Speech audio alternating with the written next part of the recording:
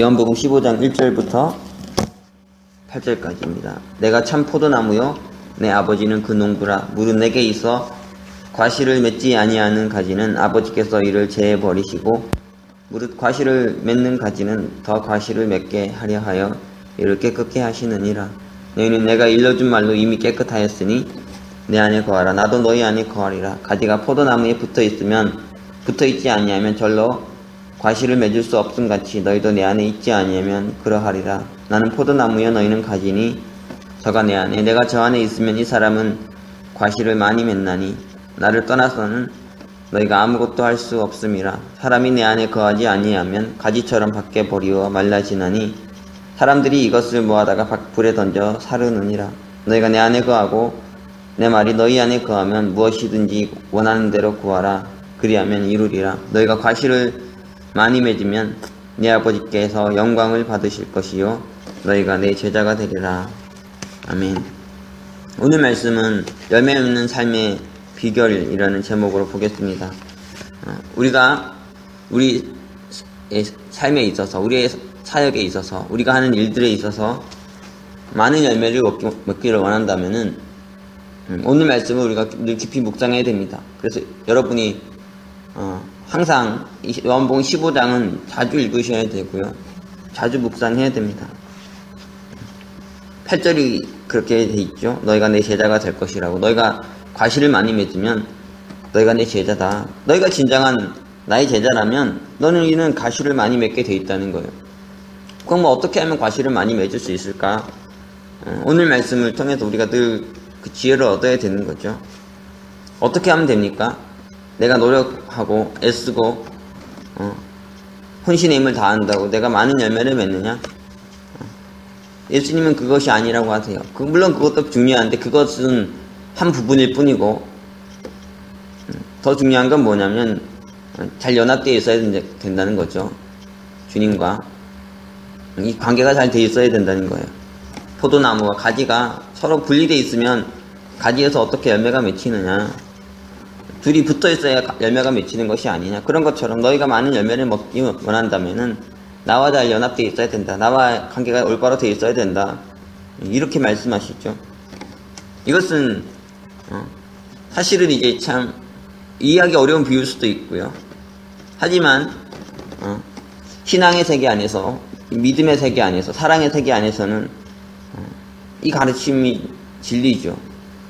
그러니까 세상에 공부 열심히 하는 거, 공부 잘하는 거, 그거야 뭐 혼자 공부하면은 자기 성적이 올라갈 수 있는 그런 길이 있을지 몰라요. 그러나 신앙의 세계라는 건 어떻습니까? 사랑의 세계라는 것은 관계적인 거죠. 내가 있고 너가 있는 거고요. 그래서 내 힘으로만 되지 않는, 내 능력으로만 되지 않는 게 있어. 신앙은 그런 거잖아요. 그렇죠? 나와 하나님과의 관계이고 또 나와 많은 사람들과 더불어 살아가는 삶의 관계인데 나 하나의 노력만으로 되지 않는 게 있는 거죠. 쉽게 예를 들면 그렇습니다. 남자와 여자가 있는데 아이를 낳는다고 생각해 보세요. 남자가 정말 노력을 해요. 정말 노력한다고 아이가 나아집니까? 아니면 여자가 정말 노력한다고 아이가 나으시냐고요? 아니잖아요. 그쵸? 웃기는 얘기예요. 그게. 나는 열심히 노력했는데 아이를 못 낳았다고 하면 그 웃기는 얘기죠. 둘이 관계가 좋아야지. 둘이 관계가 되어야지 아이가 나아지는 거지. 남자가 막 용 쓰고 여자가 용 쓴다고 되는 게 아니라고요. 신앙도 마찬가지죠. 내가 많은 열매 맺기 원하는데 내가 주님 안에서 승리하는 삶이 되기 원하고 결실 있는 인생이 되기 원하는데 내가 애쓰고 노력한다고 되는 게 아니라는 거예요. 물론 그게 필요하긴 한데 그것이 전부가 아니라는 거죠. 더 중요한 것은 관계가 잘 돼 있어야 된다는 거예요. 주님과 관계가 잘 돼 있어서 주님과 연합하며 이렇게 살아갈 때 그 결과로 열매는 저절로 맺히게 된다는 거죠. 그러니까 우리가 어떤 열매를 맺으려 할 때, 어떤 성과를 가지고 결실을 이루려 할 때, 무엇인가 이루려고 할 때요. 내가 정말 열심히 하느냐, 내가 최선을 다하느냐, 이것도 중요하지만 더 중요한 건 나와 주님과의 관계가 잘 돼 있느냐, 내가 주님과 잘 연합되어 있느냐, 이것을 더 깊이 봐야 된다는 거죠. 다른 말로 하면 내가 주님과 믿음과 사랑 안에서 온전한 관계를 맺고 있느냐, 이걸 잘 봐야 된다는 거예요. 나와 주님과 관계는 문제가 없는가. 나는 진정한 믿음과 사랑의 관계 안에서 주님과 하나 되어 있는가? 그것으로 근데 어떻게 알 수 있습니까? 내가 어떻게 잘 붙어 있는지, 잘 연합되어 있는지, 관계가 좋은지 어떻게 알 수 있어요? 척도가 뭡니까? 가장 궁극적으로는 열매죠. 끝에 맺혀진 열매. 근데 열매가 안 맺혀져도 그 전에부터 징조가 나타나죠. 그게 무엇입니까? 뭐라고 되어 있냐면은 6절이죠. 이렇게 되어 있습니다. 사람이 내 안에 거하지 아니하면 가지처럼 밖에 버리어 말라지나니 사람들이 이것을 모아다가 불에 던져 사르느니라. 여기 보면 어떻게 됩니까? 관계가 잘못되어 있으면은 어떻게 돼요? 말라진다는 거죠. 메마른다는 거예요.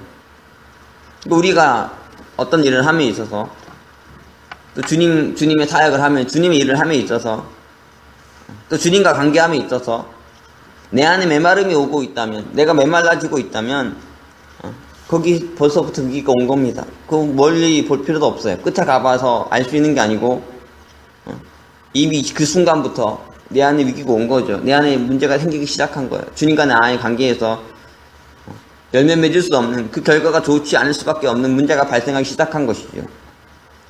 그게 척도는 그겁니다. 내 안에 생명이 있는가? 내 안에 은혜가 있는가? 그렇지 않고 말라지고 있는가? 점점점 말이에요. 이게 신앙하면 할수록, 말씀 들으면 들을수록, 교회 오면 올수록 점점점 메말라지고 힘들어지고, 그러면 이제 그거 벌써부터 심각한 위기가 온 거죠. 뭔가 잘못된 게 있는 거예요. 이걸 잘 포착해야죠. 그럼 늘 항상 은혜롭습니까? 늘 항상 생명이 넘칩니까? 그래요. 그렇습니다. 여러분이 정말 올바르게 살아간다면, 올바른 신앙 가지고 살면, 주님과 올바른 관계를 맺고 살면 안 메마른다는 거예요. 우리가 사실 이제 살아간다는 것은 어떻게 보면 매일 똑같은 것의 반복일 수 있습니다. 저희도 뭐 하루도 돌아보면은 뭐 얼마나 대단한 일을 합니까? 늘 자고 깨고 일어나서 살다가 밥 먹고 이런저런 일을 하다가 또 자고 깨고 이렇게 살아가는 거잖아요. 그렇죠? 무료한 반복처럼 느껴질 수 있다고요. 그런데도 이것이 왜 안 메마르나 이런 삶에, 그것은 내가 이 삶에서 주님과 올바른 관계 안에서, 믿음과 소망 안에서, 사랑 안에서 살아가기 때문이죠. 무엇인가 의미가 있고 가치가 있고 목적이 있고 내 안에 거기 생명이 있기 때문에 똑같은 삶의 반복인 것 같지만 그래도 새롭고 다른 게 있는 거예요. 요즘에도 저도 이제 많은 일들을 하고 있고요. 그리고 정말 중요한 여러 가지 많은 일들이 있지만은 그런 항상 잘 되는 것도 아니고 항상 못 되는 것도 아니고 막 여러 가지 많은 일 속에 살아가는데, 그래도 감사한 건 하나님께서 제 마음을 여전히 붙들어 주셔서 이렇게 계속 주의 일을 할 수 있고 사역할 수 있는 힘 주시는 게 감사한 것 같습니다. 오늘도 어제는 제가 이제 여러 가지 많은 일을 해요. 목요일 되면 항상 이제 LA 여러 곳을 돌아다니면서 하게 되는데 몸이 힘들죠. 지치고 그런 일상의 늘 삶이 그렇고, 그런데도 오늘은 하나님께서 저를 덜 일찍 깨우셔가지고 아침에 책도 읽고 기도도 하고 말씀도 보면서 이렇게 나왔어요. 제가 오늘 보는 분들마다 하는 말이 있습니다. 참 몸이 약해 보인다고, 몸이 항상 건강이 안 좋아 보인다고. 그런데 그런 육신의 연약함이 분명히 없진 않겠죠. 하지만 그래도 안 메마르고 안 지치고 계속해서 할 수 있는 이 힘이 있다는 게 제 스스로도 좀 신기하고, 하나님 날 이렇게 계속 붙들어 주시는구나, 이런 것들을 많이 생각하게 돼요. 역으로 보면은 이것이 점점 메말라지기 시작하면 사역하는데 자꾸 자기부터 은혜가 떨어지고 자기부터 힘이 없어지고 생명이 사라져가고 이렇게 되기 시작한다는 것은 정말 심각한 문제가 온 거죠. 벌써부터 그러니까 자기 점검을 잘 해야 되는 것 같아요. 늘 나는 메마르지 않는가, 제가 군대에서 생활할 때 정말 힘들었는데 한 번은 몇 번 이런 얘기 했습니다. 어떤 책을 읽는데 시집이었어요. 군대 가면은 막 이런저런 책들이 많이 들어옵니다. 그래서 책들, 읽을 수 있는 책들이 꾸준히 공급이 돼요. 그 중에 시집이 있었는데, 그 시집의 제목이, 그 시의 제목이 뭐였냐면, 밤규도라는 거였어요. 김남조라는 시인이 쓴 밤규도라는 시였는데, 거기 이런 구절이 있었습니다. 시작이 이렇게 시작돼요. 주님 한마디에 천지가 아득한 눈물. 이 시를 읽는데, 마음에 너무 깊은 감동이 오는 거예요. 주님 한마디면은 천지가 아득한 눈물이라는 거예요. 온 천지가 눈물에 젖는다는 거죠. 주님 그 한마디의 감격, 그것이 온 천지를 눈물로 젖게 하는 거예요.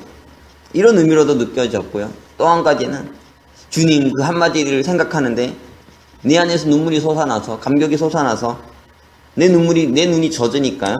천지가 다 눈물에 젖어 있는 것처럼 보이는 이 두 가지 이미지가 왔어요. 주님 그 한마디가, 그 한마디만 생각만 해도, 그 한마디만 떠올려도 가슴이 감동이 되고 감격이 있고 눈물이 나고, 사실 뭐 이런 것 쉽지 않죠. 그렇죠? 어려운데 그 시가 너무 도전이 되더라고요. 늘 그것을 생각합니다. 많은 것이 아니라 주님 그 이름 한마디만 불러도, 예수님, 하나님 그 이름만 불려도 눈물이 나고 감격이 되고 새 힘이 나고 새 용기가 솟고 말이죠. 이게 올바른 신앙인데, 그렇게 주님과 올바른 관계 맺고 그 주님 안에 거하면서 이렇게 가면 열매는 따라오게 돼 있는데, 막 어떤 분은 예수님 그러면 막, 하나님 그러면 막 욕이 나오고 화가 나고 막 분노가 나고 원망이 나오고, 내 인생을 이렇게 하냐, 내게 이런 어려움과 고난을 주냐, 힘듦을 주냐, 내 인생을 이렇게 실패하게 하냐, 이런 게 이렇게 막 쏟아져 나오면은 관계가 이게 심각한 거잖아요. 그렇죠? 주님 한마디에, 우리가 에베소 교회 보면은 주님께서 에베소 교회 참 칭찬하시죠. 너희가 참 훌륭한 교회다. 대표 교회가 아니냐. 아시아 지역에서 너희가 가장 큰 교회가 아니냐. 이렇게 말씀하십니다. 에베소 교회에게. 요한계시록 2장 2절에서 내가 내 행위와 수고와 내 인내를 알고 또 악한 자들 용납지 아니한 것과 자칭 사도라 하되 아닌 자들이 시험하여 그 거짓된 것을 내가 드러낸 것과 또 내가 참고 내 이름을 위하여 견디고 게으르지 아니한 것을 아노라. 그러나 너를 책망할 것이 있나니 너의 처음 사랑을 버렸느니라. 그러므로 어디서 떨어진 것을 생각하고 회개하여 처음 행위를 가지라. 만일 그리하지 아니하고 회개치 아니하면 내가 내게 임하여 내 촛대를 그 자리에서 옮기리라. 에베소 교회 보세요. 아주 큰 일을 하고 있습니다. 이 교회 초대교회에서 가장 중요한 교회 중에 하나였고요. 대표 교회로서 아주 권위를 가지고 큰 일을 했습니다. 자칭 사도라도 아닌 자들이 시험해가지고 이 교회를 굳건하게 지키고요.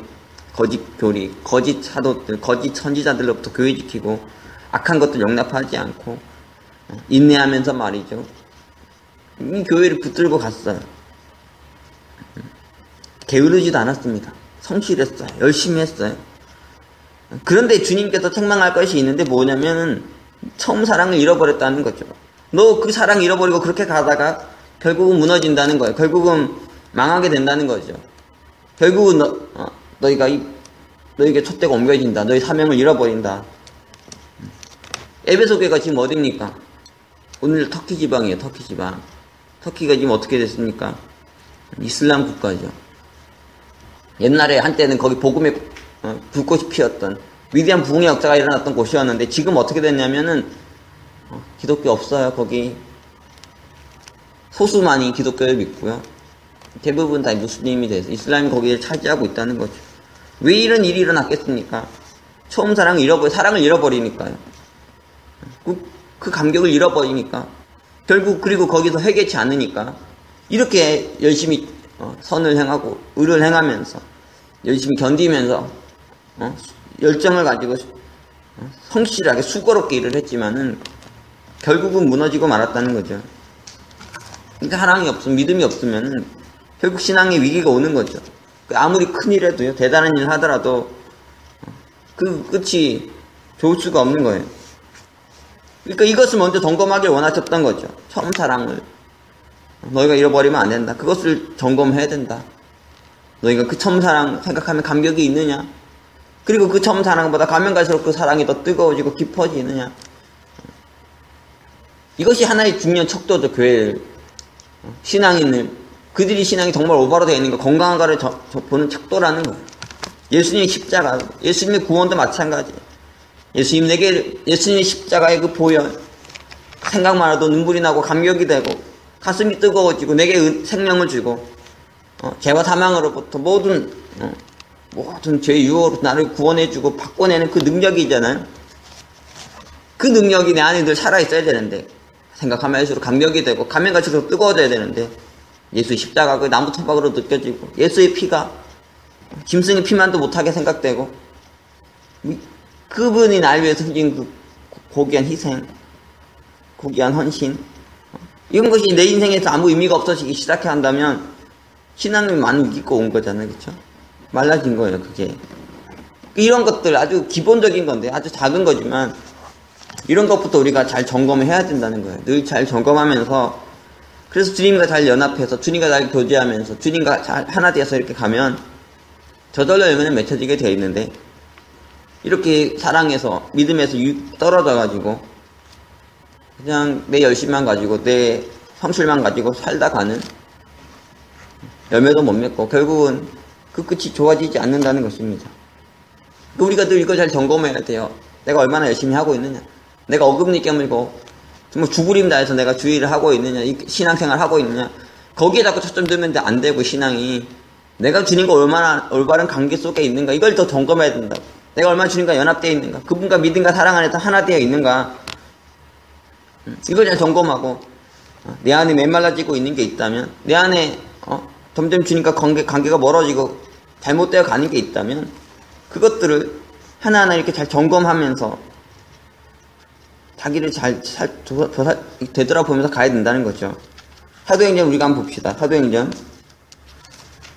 11장 22절부터 24절인데요. 바나바가 한 아름다운 말입니다. 바나바. 그는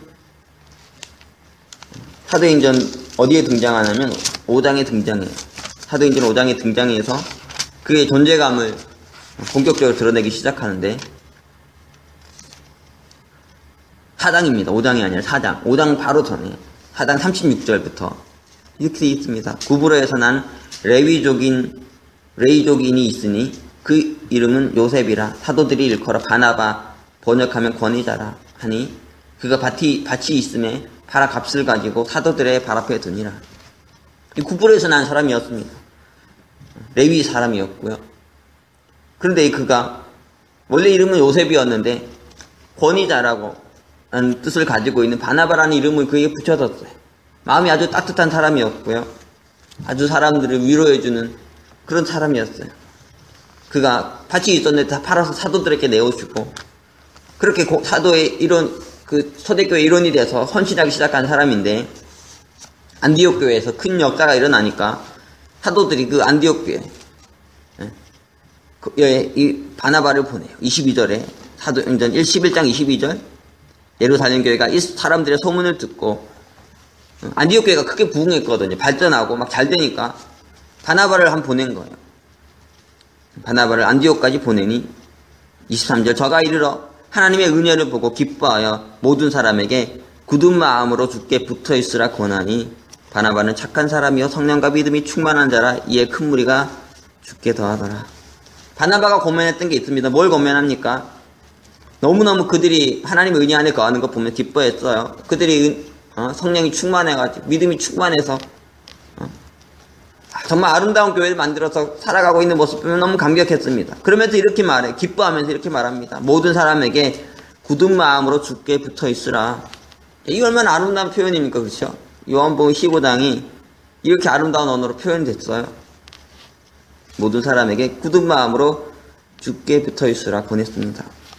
너희가 이 은혜를 잃어버리지 말아라. 이 감격 잃어버리지 말아라. 이 은혜 잃어버리지 말고 주께 잘 붙어있어라. 주님과 하나 돼 있어라. 주님과 잘 연합돼 있어라. 그렇게 쭉 가면 너희 교회가 더욱 부흥하고 발전해서 하나님의 큰 영광이 너희를 통해 나타날 것이라. 이렇게 말하죠. 그리고 사도행전 13장 43절에도 비슷한 말씀이 나와요. 13장 43절에서 여기서는 1차 성교인데 바울과 바나바가 1차 성교를 해가지고 많은 사람들을 구원하면서 그들에게 이렇게 말합니다. 13장 43절 폐해한 후에 유대인과 유대교에 입교한 경건한 사람들이 많이 바울과 바나바를 쫓으니 두 사도가 더불어 말하고 항상 하나님의 은혜 가운데 있으라 권하니라. 여기도 비슷한 말이죠. 뭐라고 합니까? 항상 하나님의 은혜 가운데 거하십시오. 항상 그 은혜 가운데 머무십시오. 주님의 그 은혜와 사랑 안에서 좋은 관계 맺고 연합해서 그렇게 살아가십시오. 이렇게 권면해요. 신앙이란 게 이런 거 아니겠습니까? 큰일 하십시오. 대단한 일 하십시오. 죽기까지 충성하셔서 위대한 역사 이루십시오. 물론 이제 그런 가르침도 필요할 수 있어요. 그러나 기본이 뭡니까? 하나님의 은혜 안에 거하는 거죠. 주께 잘 붙어 있고 주님과 잘 연합하고 말이에요. 그 은혜 안에 거하면 이렇게 사십시오. 14장 22절도 마찬가지요. 사도행전 14장 22절에도 이렇게 되어 있습니다. 제자들의 마음을 굳게 하여. 바울과 바나바가 이제 안디옥으로 또 돌아갑니다. 선교 여행을 끝내고 나서 안디옥에 돌아가가지고 이렇게 말해요. 늘 이걸 강조했다는 걸 알 수 있습니다. 그래서 제자들의 마음을 굳게 하여 이 믿음에 거하라 권하고 또 우리가 하나님 나라에 들어가려면 많은 환난을 겪어야 할 것이라 하고. 뭐라고 합니까? 이 믿음에 거하라 이렇게 표현하고 있죠. 거하라 이게 참 중요한 거예요. 그 안에 거하는 것, 주님의 은혜 안에, 주님의 사랑 안에 거하는 것, 믿음 안에 거하는 것, 주께 잘 붙어있는 것. 이게 신앙의 가장 중요한 본질이고 핵심 아니겠어요? 딴 것 다 중요하지만은 이거 안 되면 다 끝이죠. 이거 안 되면은 본질과 핵심을 잃어버린 거라고요. 너무너무 그 이 사도 바울과 이 바나바가 깊은 신앙의 진리를 잘 깨닫고 있다는 걸 알 수 있어요. 그들이 어떻게 위대한 성교 역사를 열어갔던가, 많은 영혼들 구원했던가, 이 본문을 보면은 잘 알 수 있죠. 그들이 뭘 가르쳤던가, 뭘 권했던가. 핵심이 이거예요. 너희가 먼저는 은혜를 받고, 구원을 받고, 사랑을 받고, 그거 참 중요한데, 그 다음에 뭐냐면, 거기 안에 계속 거해야 된다는 거예요. 계속 거하면은, 하나님께서 너희를 통해서 역사하시 일하셔서, 너희를 너에게 더 큰 생명과 결실이 있게 하실 것이고, 이 교회가 더 발전하고 부흥하고 이런 은혜도 더하여 주실 거다. 이거 안 되면 문제인 거죠. 사탄은 뭡니까? 이거를 벌려내려고, 이 관계를 끊어내려고 하는 거죠. 틈을 만들어내고. 그래서 어떻게든 메마르게 하려고. 뭐를 통해서 그렇게 틈이 벌어집니까? 환난을 통해서죠. 여러 가지 이런저런 문제입니다. 사단이 늘 하는 게 그거예요. 어떻게 해서든 우리에게 틈을 만들어내서 우리를 그 관계를 멀어지게 해가지고 우리를 메말라지게 하고 주님 원망하고 불평하게 하고 미워하고 오해하고 증오하게 하고 이런 식으로 가게 하는 것, 그것이 늘 사탄의 전략이 아니겠습니까? 그래서 사도가 그렇게 말해요. 우리가 하나님 나라에 들어가려면 많은 환난을 겪어야 된다. 환난을 겪는데 그렇기 때문에 너희가 더 믿음에 거해야 되고, 안 그러면은 이 환난이 너희에게 틈을 만들어내서 너희를 주님으로부터 멀어지게 하고 격리시킬 거다. 그래서 너희를 메마르게 하고 너희를 죽일 거다. 이 본질을 잘 깨뚫고 있지 않습니까? 우리가 아까 사도행전 12장 읽었는데요. 거기에 대해서 바나바에게 이렇게 표현했습니다. 11장이죠. 아까 사도행전 11장이었네. 11장 22절. 사도행전 11장 24절이 바나바를 이렇게 표현했어요. 바나바는 착한 사람이요 성령과 믿음이 충만한 자라 이에 큰 무리가 죽게 더하더라. 바나바는 어떠냐면 성령과 믿음이 충만했다고 합니다. 주님 안에 거해서 주님과 올바른 관계 안에 거하니까 성령과 믿음이 충만했어요. 그래서 이 충만함을 가운데 거하면서 많은 영혼들도 구원하고 또 그 충만함으로 많은 사람들 위로하고 권면할 수 있는 그런 사람이 바나바였던 거죠. 제가 오늘 책을 읽는데 최건능이라는 목사님에 대한 내용을 봤습니다.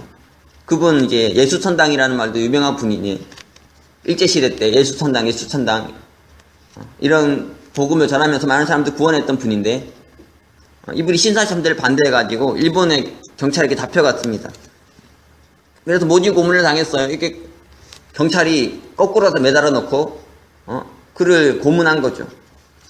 막 몽둥이로 두들겨 패고, 그래가지고 깨면은 실실하면 물 뿌렸다가 또 깨면 또 때리고 그렇게 했어요.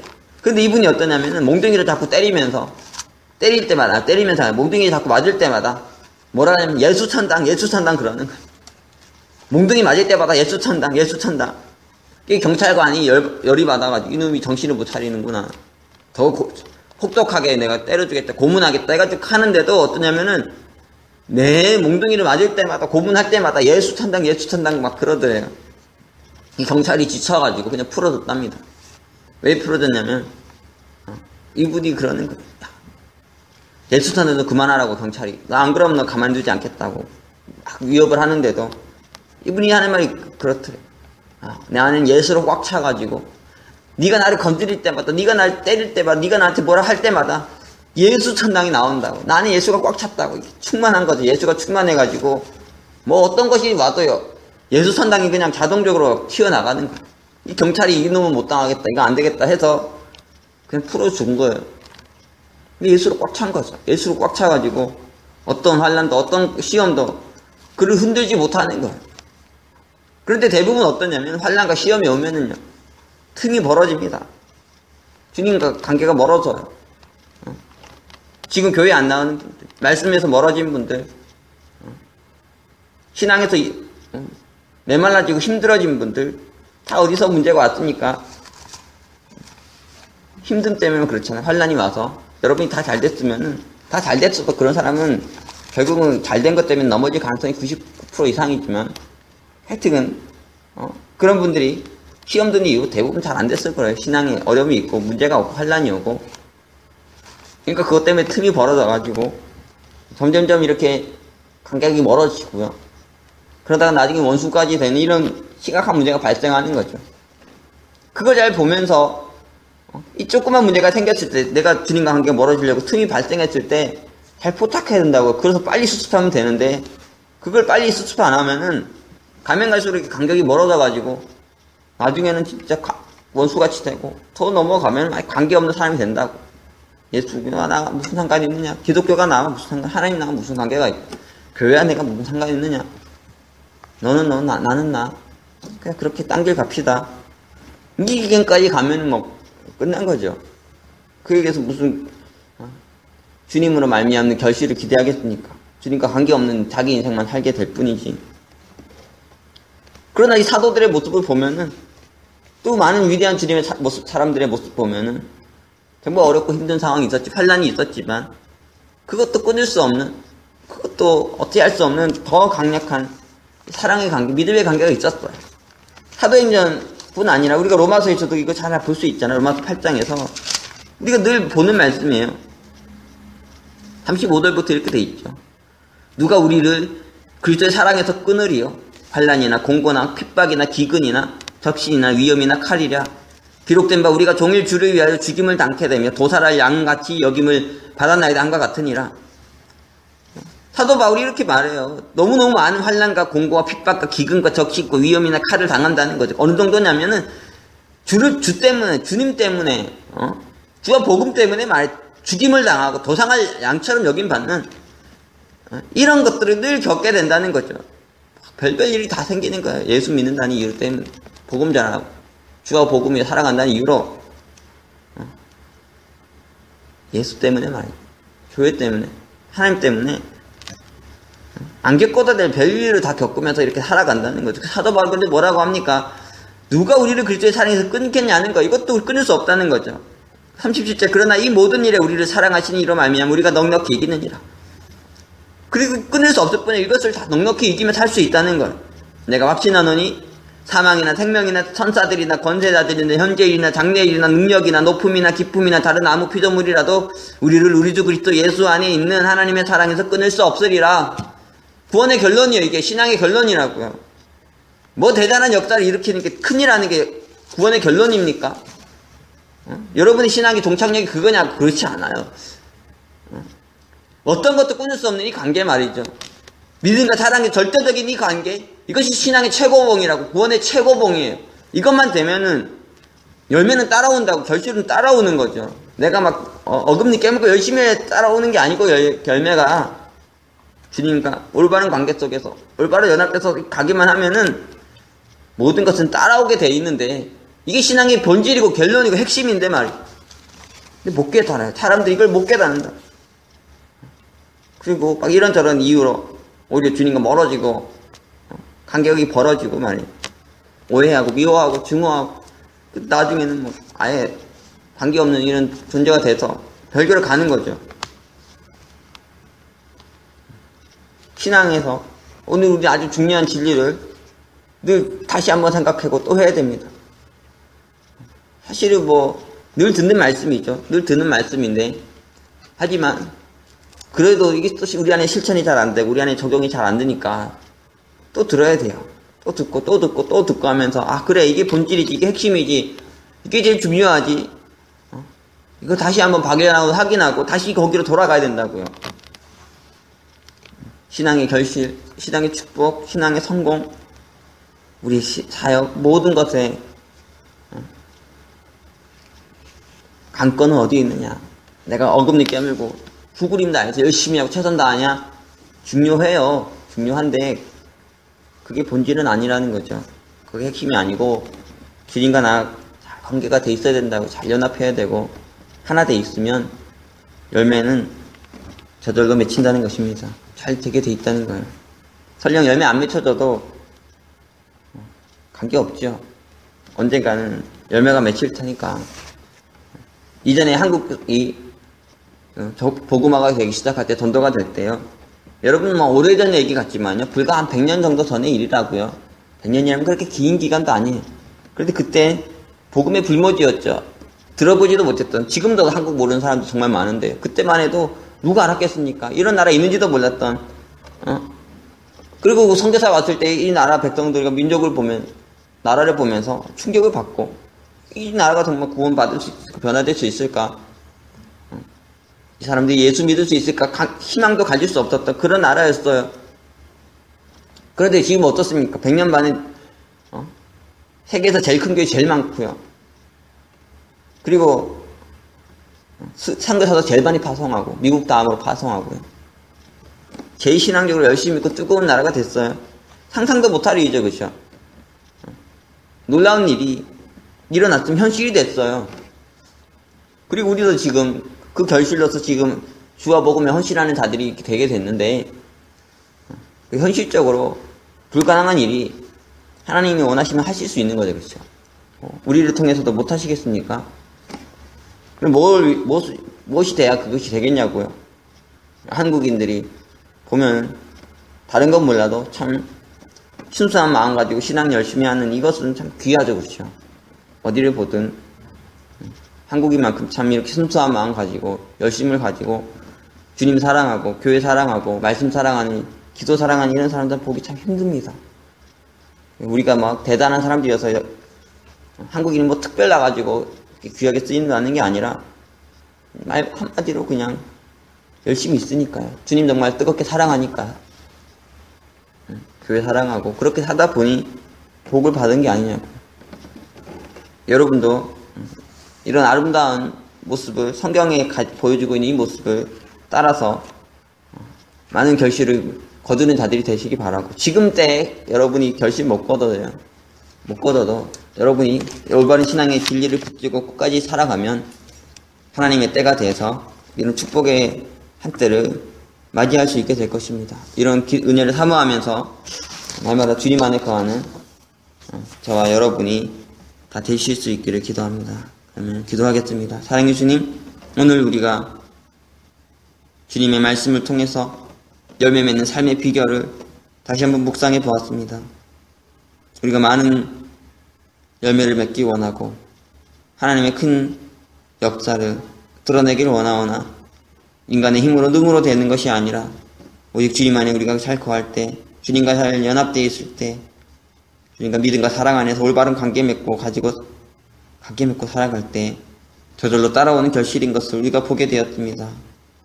우리 안에 메마름이 있고 우리 안에 주님과 벌어진 틈이 있고 미움과 오해가 있고 더 나아가서 주님과 관계없이 살아가는 그런 모습들이 있다면 그 삶의 종국은 열미 없는 삶이 될 수밖에 없지 않겠습니까? 주님 우리의 신앙을, 우리의 삶을 다시 한번 점검해 보게 하여 주시고 이 말씀으로 깨달음 얻어서 참으로 열매 맺는 귀한 삶 살아가는 저희 되게 하여 주시옵소서.